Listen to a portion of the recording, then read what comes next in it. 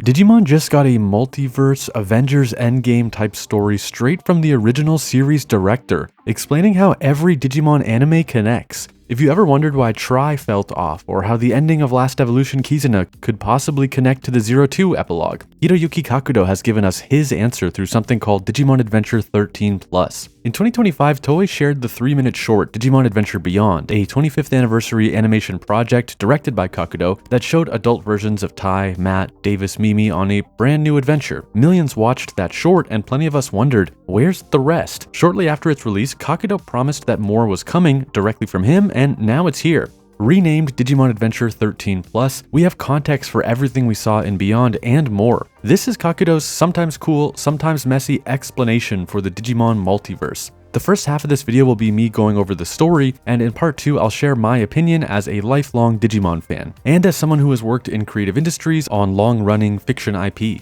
If you find this kind of thing enjoyable, it's what we do around here. So do me the favor of hitting the subscribe button. It's totally free, and I cover Digimon, Shaman King, Inuyasha, Beyblade all the time.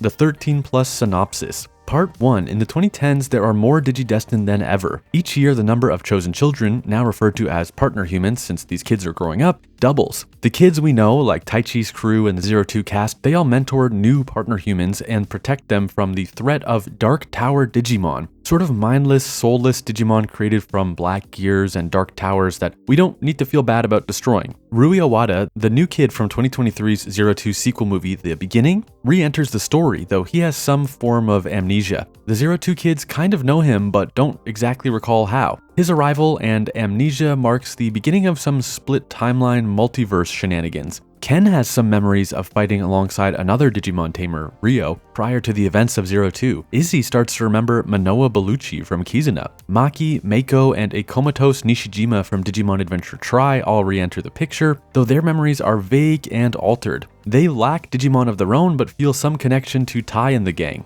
With characters like Ken, Kari, and Maki having ties to the Dark Ocean, there is some speculation that those tides connect a Digimon multiverse of sorts. That's how part 1 of the 3-part story ends. So far, rather lore-heavy, no real antagonists or driving setup, but the Digidestined population increasing and the return of movie characters is kind of interesting. Part 2. From the jump, it's no longer just trying to tell a story, it's now trying to tie in the future movie projects and doubling down on / trying to justify that 02 epilogue. Ken is becoming a cop, Tai is on an international diplomacy mission like we saw in the epilogue. It's not the worst thing, but we start to be pulled in a million directions. Willis / Wallace is here and talks to Davis about how it feels like they've met, though the summer adventure they recall isn't compatible with the adventure timeline. This is one of the parts I really dig, as Hurricane Touchdown is kind of the only original run adventure movie that really doesn't fit in the timeline, like a Dragon Ball Z movie set loosely between arcs, but that couldn't have fit the more you understand the series, so I like them directly acknowledging this. There is a little fake out in part 2 where it starts to ask if Meiko, Rui, Wallace really are visitors from a multiverse of alternate dimensions, or if it's simpler than that. Quote, "It's common for some people to seal memories of major or terrifying incidents to protect their heart. Maybe these people just had some shared trauma."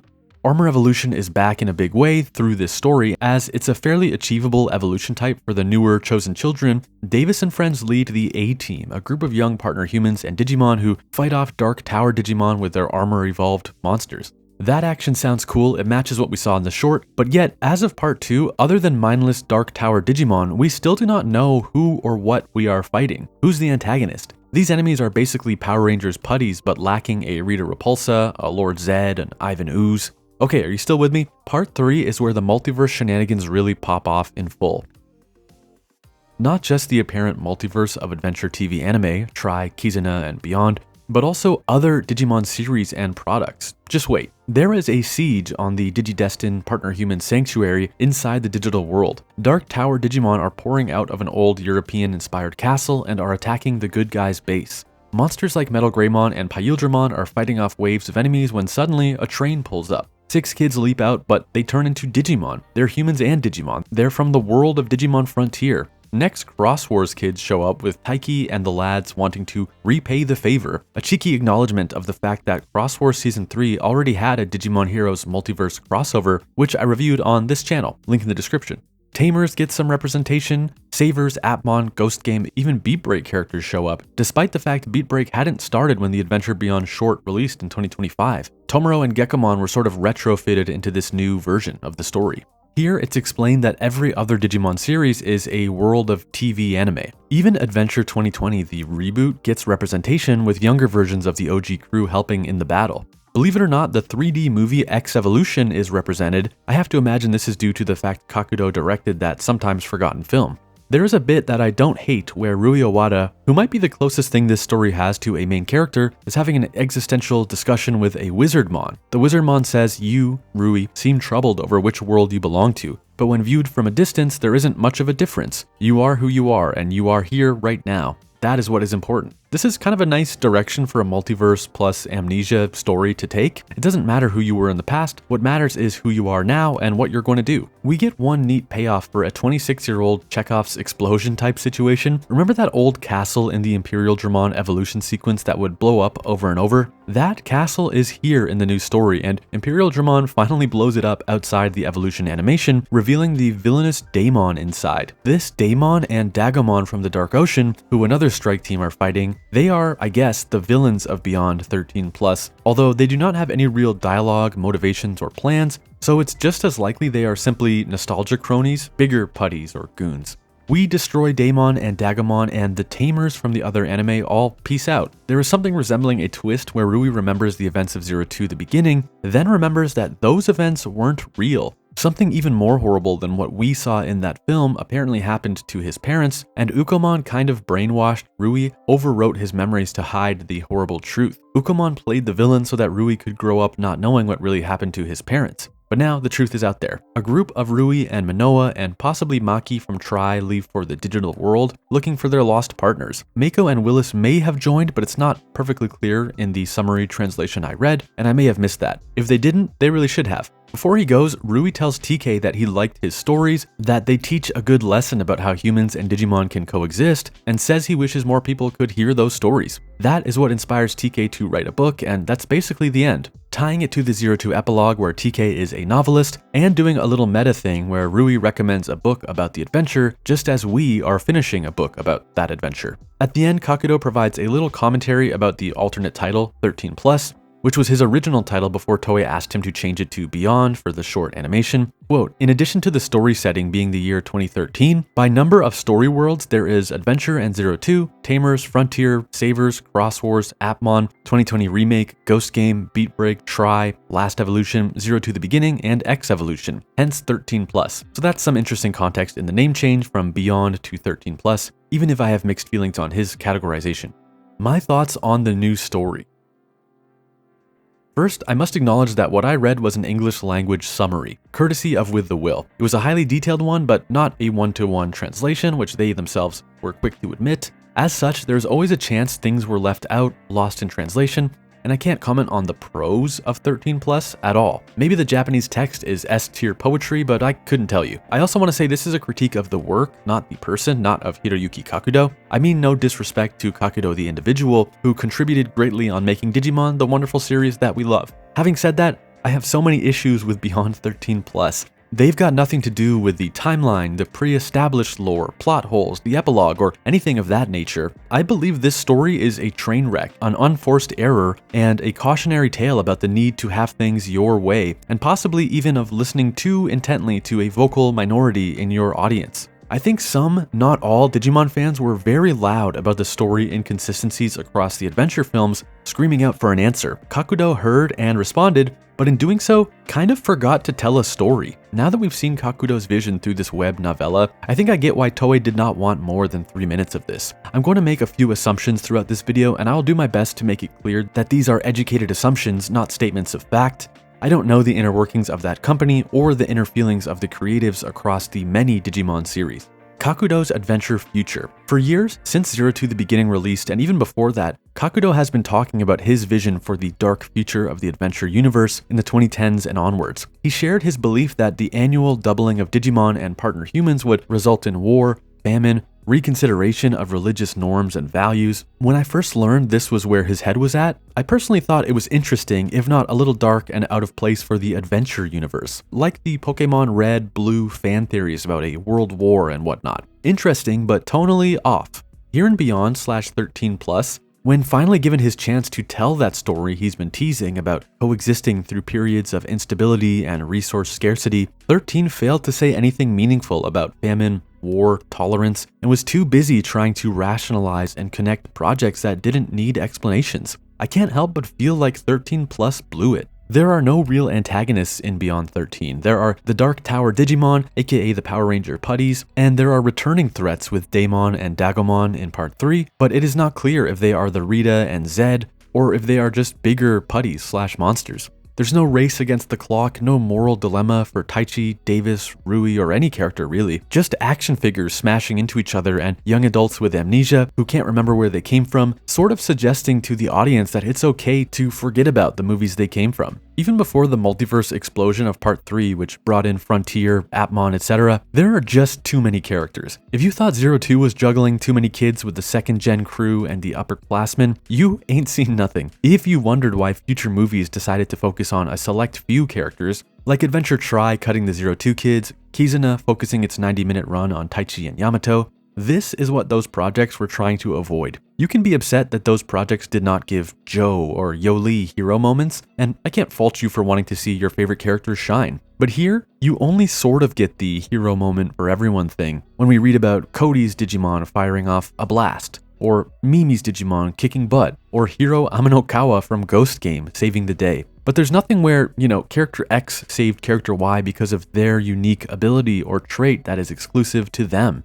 No moment like, of course, only character Z was capable of pulling that off. It's so smart that they included them in this scenario. There is no heart at the center of this thing. We already covered how there's no antagonist, but with the absolute banquet of heroes, there's no real main character either. In reviewing my notes and preparing the recap for this script, I came to the conclusion that Rui is sort of the protagonist/POV character, or at least the closest thing we have. There is something here with him being just as lost and disoriented as we are, someone who has been there since day one, like the reader, or maybe he wasn't. Maybe he joined late, like a kid who tuned in one morning in 2003, or who found 02 in 2012. He's simultaneously been there all along and a fish out of water, making him kind of an ideal POV character for this multiverse story. And again, I like that conclusion where he has to accept it doesn't matter who he was, all that matters is who he is now. It's solid multiverse writing, and it could even be cool commentary on like anti-gatekeeping in fandoms. It doesn't matter if you found Digimon on TV in 1999 or on streaming in 2015.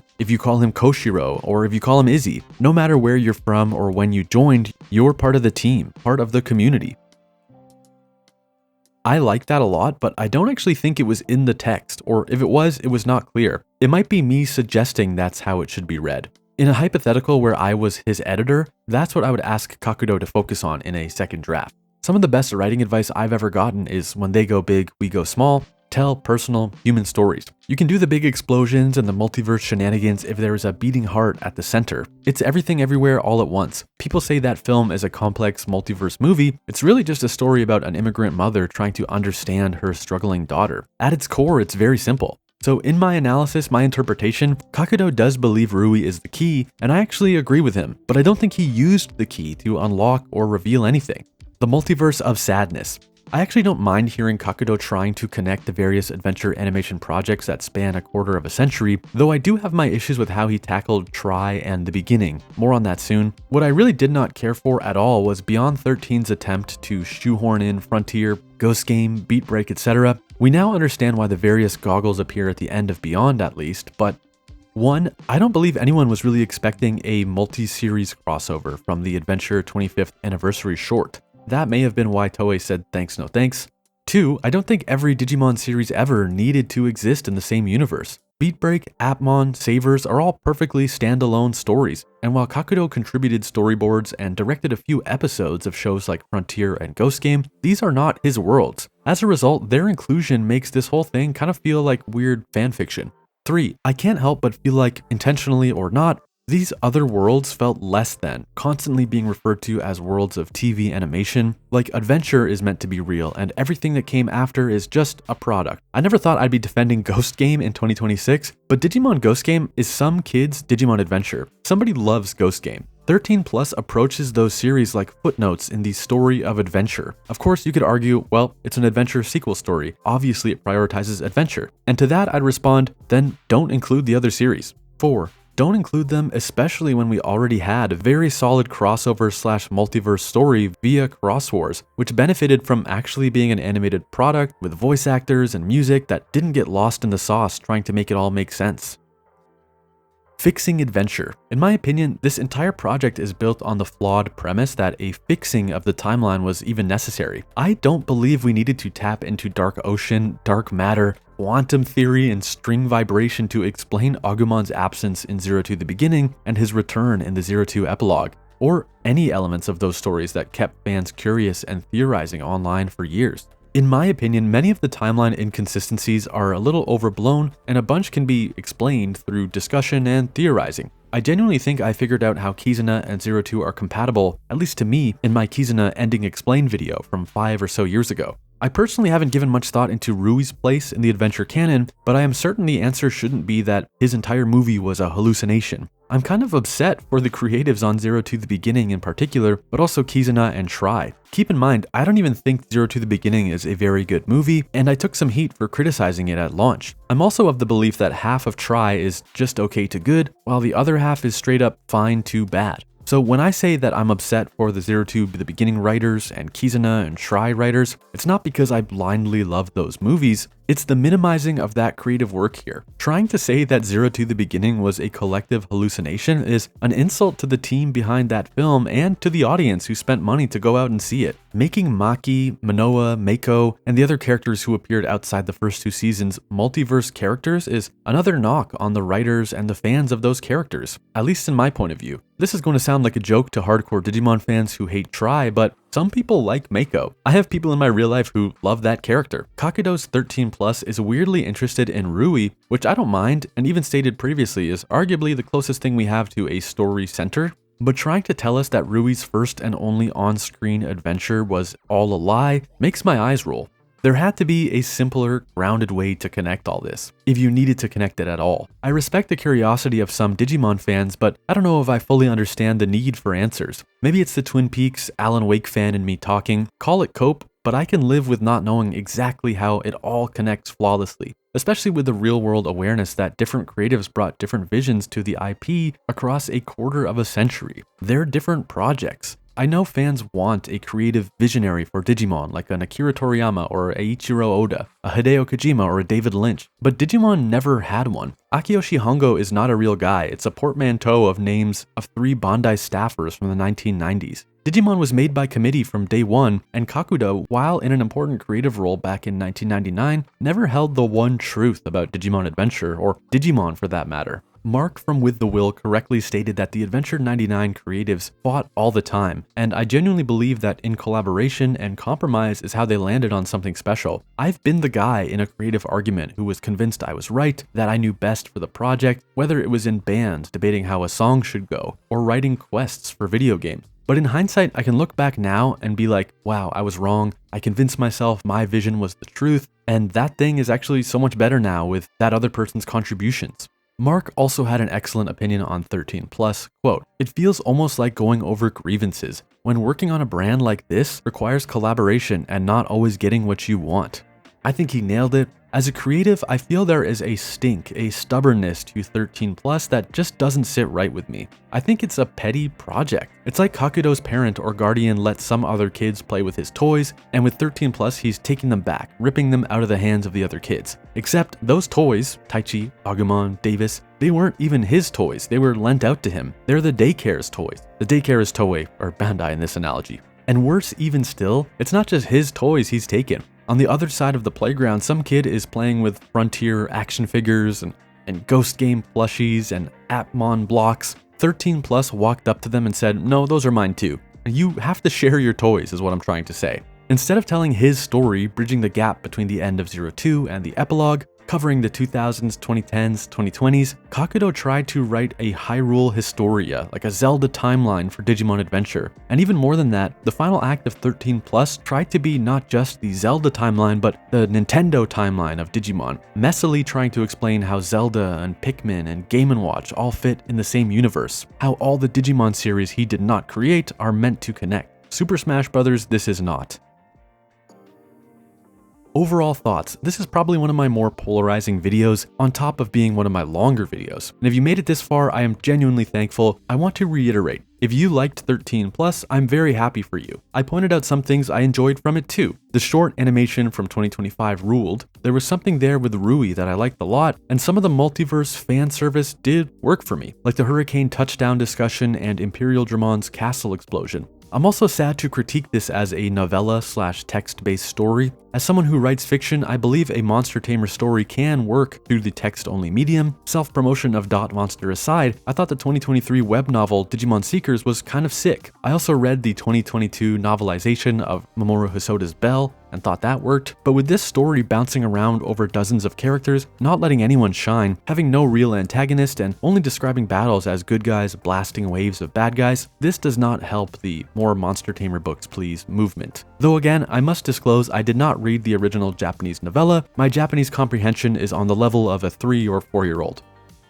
The TLDR, for me, Digimon Adventure 13 Plus feels like a series of bitter bullet points. Ultimately, I sympathized greatly with being a creative, feeling like you didn't get a chance to tell your full story and wanting so badly to spill your ideas. I once worked on a mobile game where I had this whole story and world scenario plotted out, but for launch I was told to only put 10% of the story into the game because we would flesh it out through future updates. Then that game got cancelled shortly after launch, and I was left sitting on a story that I couldn't tell anyone, with players who wanted to hear it. So Kakudo, I get it, but I believe this is a cautionary tale. Beyond 13 Plus spends so much time attempting to fix other people's stories and trying to please one extra passionate part of the fandom that 13 Plus forgets to tell any kind of story at all. I don't really need my Digimon stories to seamlessly connect and flow. I accepted Digimon can be this anthology style thing a long time ago with the transition from 02 into Tamers. Is that take a cop-out? Is it more complicated than that? You might feel so. 13 Plus, with its multiverse and obsession with connectivity, comes at the cost of telling a meaningful human story. To wrap up, we can't talk multiverse in the 2020s without talking Marvel, MCU. Daredevil centers on two men's conflict in New York, while Quantumania or Multiverse of Madness tried throwing countless action figures across time and space into a CG battle world. I'm more interested in Daredevil's small story of justice and redemption, but that's just me. I'd prefer a limited Tai and Matt story that has something to say than a cast of 20 plus humans and monsters firing blasts at mindless Dark Tower Digimon. Of course, this entire essay was only one person's opinion. What did you think of Digimon Adventure 13 Plus? Did you read WithTheWill summary, Wikimons, or did you read the Japanese? Let me know your thoughts by commenting below, and subscribe if you want more videos on Digimon and other Millennium Era anime topics. I promise I'm not usually this negative. My typical videos are around 10 minutes. This one is not the norm, so thanks again for sticking with me all the way through to the end. Appreciate you watching, have a great week, see you in the next video.